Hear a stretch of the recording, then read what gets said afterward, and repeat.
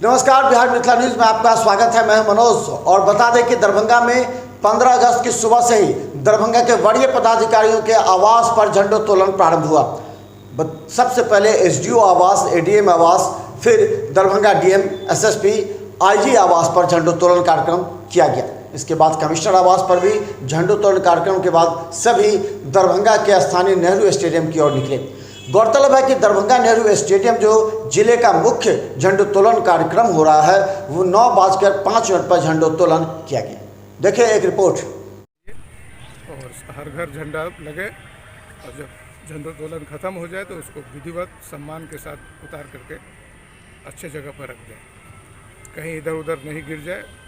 अगर अपना भी ध्यान रखना है, अगल बगल का कोई अगर नहीं ध्यान दे रहा है तो उनको भी बताना है कि झंडे के साथ। अमृत महोत्सव है।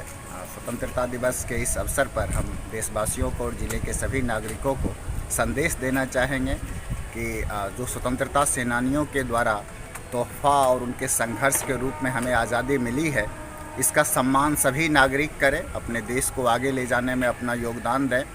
भारत जब आगे बढ़ेगा तो देश के सभी नागरिक सुखी और संपन्न हो सकेंगे।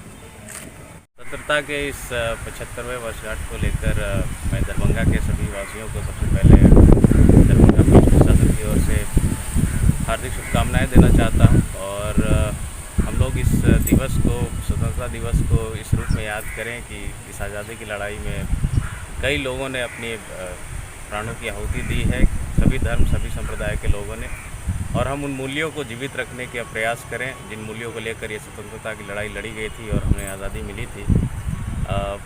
जो भी विघटनकारी शक्तियां हैं, ऐसे कुछ असामाजिक तत्व हैं, उन सबको हम लोगों को हतोत्साहित करने की आवश्यकता है और उन मूल्यों को ज़िंदा रखते हुए हमें अपने देश को और आगे ले जाना है और महान बनाना है। सभी को फिर से हार्दिक शुभकामनाएँ।